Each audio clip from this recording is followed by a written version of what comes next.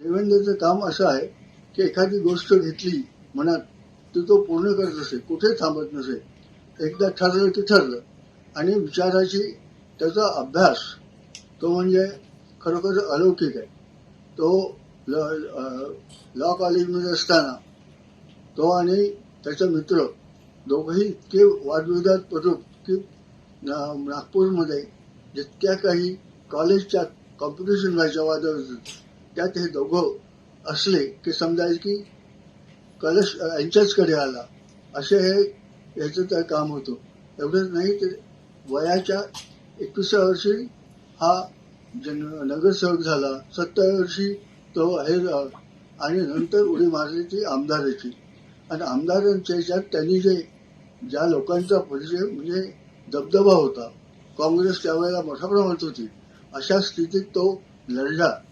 आणि एवढंच नाही तर मोठ्या मोठ्या दिग्गजांचे त्यांनी पराभव केले. पहिल्या याच्यात 9,500, दुसऱ्या 17,000, तिसऱ्या 24,000 अशा 3 इलेक्शनमध्ये त्यांनी सगळे दिग्गज आले. आणि नंतर जे काय झालं आम्हालाही कधी वाटत नव्हतं की मुख्यमंत्री होईल. काय होतं त्याच्या जन्माच्या वेळेला त्याची जन्मानंतर जी पत्रिका झाली त्या पत्रिकेत माझ्या वडिलांनी बघितलं आणि सांगितलं की हा घराण्याचं नाव रोशन करेल. पण एक गोष्ट आहे की त्याच्यात चंद्रबळ कमी आहे. मग चंद्रबळ कमी आहे म्हटल्यानंतर त्याच्याकरता जे काही हे करावं लागतात ते केले त्यांनी. आणि खरोखर पण त्यावेळेला आम्हाला असं वाटत नव्हतं कारण लॉ कॉलेजमध्ये तो पहिला आला. गोल्ड मेडलिस्ट त्यांनी हिंदू लॉमध्ये केलं आणि अतिशय वक्तृत्व असल्यामुळे हा याच्यातच चमकेल असं वाटत होतं.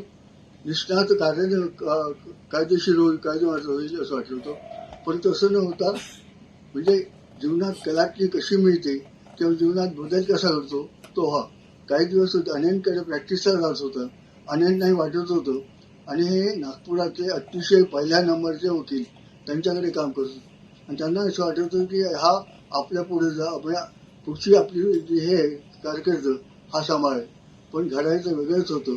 आणि संघाच्या काही त्यांना जनसंघात भाजपावर पाठवलं आणि तिथून त्याची जी झाली तर पहिल्या वेळेला, दुसऱ्या वेळेला, तिसऱ्या वेळेला तो निवडून आला.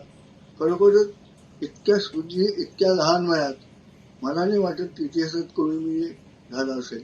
तसा हा माझा पुतण्या अतिशय गंभीर आहे. घरी असला की त्याच्या खोड्या चालू असतात. तो घरात राजकारणाच्या गोष्टीच करत नाही तर कुटुंबाच्या गोष्टी करतो आणि त्यावेळेस अतिशय मोकळा असतो. असा हा माझा पुतण्या खरोखर आज आणि उद्या भारताचा प्राईम मिनिस्टर असं मला वाटते होऊ शकतो. एवढं बोलून मी आपलं